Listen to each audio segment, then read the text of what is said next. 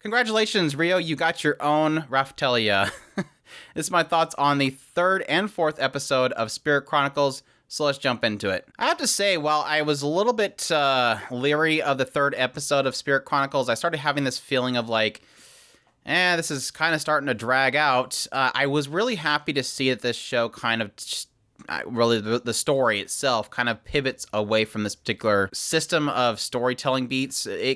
It's really kind of hitting heavy on the idea of how much these nobles want to paint Rio as being this bad person and really trying to get rid of him. And like I said, it started getting very exhausting at this point as we kind of see the characters. They go on this training mission. One of these nobles ends up bumping into the queen. She falls down, or not the queen, the princess, and she falls down this cliff. Rio jumps over and uses magic to save her life.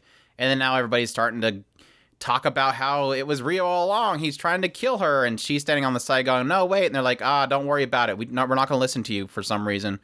It's like, I can understand if she got killed in the process, but it's this whole thing of like, she's literally the witness to it, and she's saying, no, he didn't push me. He saved my life. And everybody's like, oh, no, it really was him. It really was Rio. Everybody, right? That was Rio, right?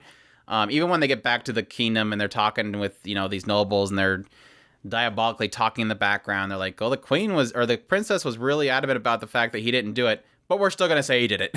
It's like, okay. We're going to take a random noble's word over the princess who was in danger. Okay, sure. Whatever. We'll go along with the storytelling. At this point, like I said, I'm just happy they're just kind of getting away from it. Now, granted, the annoying thing is going to be that he's just basically a runaway at this point, and he's an enemy of the kingdom. But even still, it's walking away from it. Hopefully, we can kind of just leave it behind for now, and I can not be annoyed by it. But it was still an annoying story beat that I was just wanting to be over already. But despite that, yeah, like I said, he's now deemed a bad guy. He says goodbye to Celia before he leaves. She's obviously heartbroken over this. He decides that he's going to write her letters with the pen name of Haruto, which again, of course, is a name of the self that's within him that was from the other world.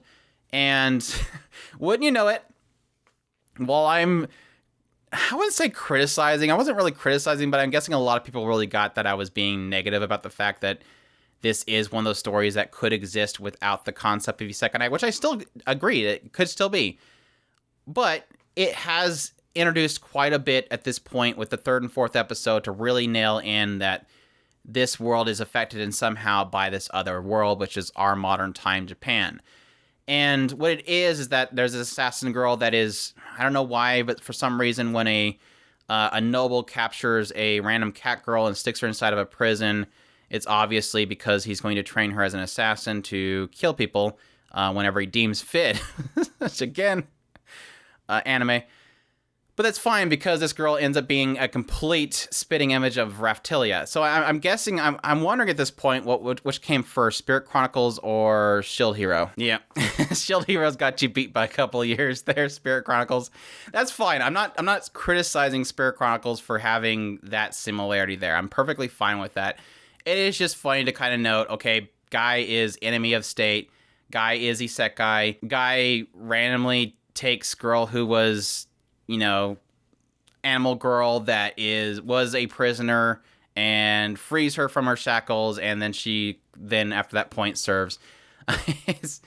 It's fun to notice those kind of things. But anyways, so she's basically sent to come kill him, and he, again, kind of overcomes her, frees her from her shackle. She has nowhere else to go. She's been freed, and she has no bonds to go back to this noble. But, even though he was reluctant on the idea, he's like, no, you tried to kill me, and I'm not going to be too comfortable with you following me around. He does agree to the end, to let her follow him around.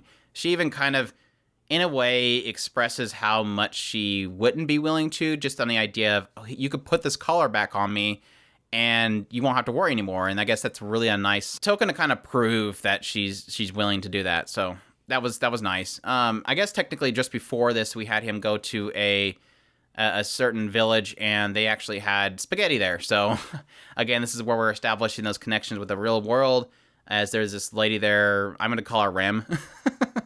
What was her name? Lisalte. I think her name was Lot, or she called herself Lot. Totally looked like Rim. I was actually making a joke when I was making my notes, like, wow, he won over Rim real quickly. She was like right after him the moment he walked in the door.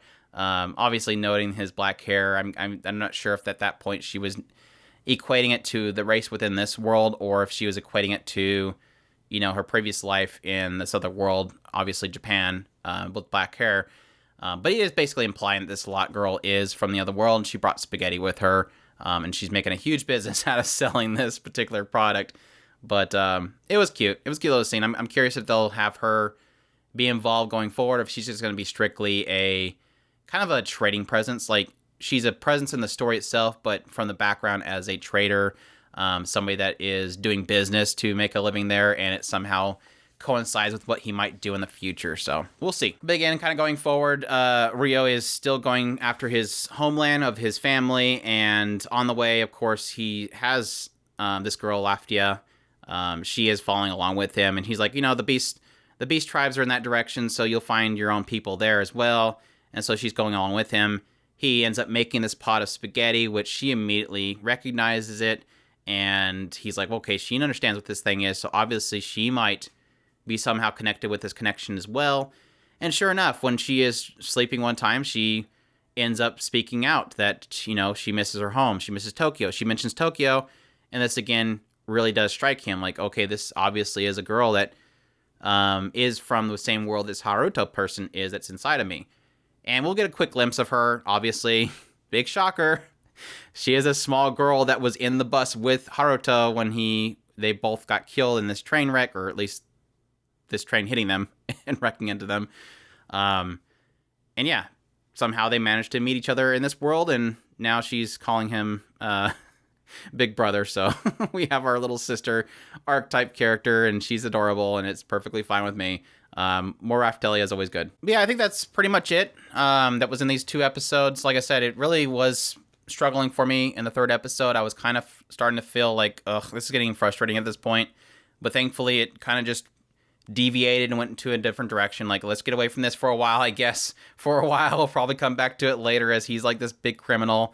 But it ended up turning into a good direction. I'm liking how they're connecting the other world into it now.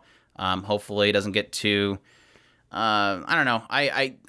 I'm hoping it's going to do something interesting with the ties to the other world, not just be, oh, well, there's spaghetti. I know what spaghetti is. Okay, what does that add to the story? Like I said, hopefully it adds something interesting to the story, not just, let's just add isekai elements in here for the sake of isekai, which is fine. It's just not going to do anything interesting in the end, so... but yeah, that's my thoughts on the 3rd and 4th episode. Still enjoying it. That's Spirit Chronicles. Hope you guys enjoyed this impression. If you did, leave a like down below. Comment. Let me know what you thought of the 2 episodes. Subscribe if you haven't already. And I thank you all for watching. And y'all take care.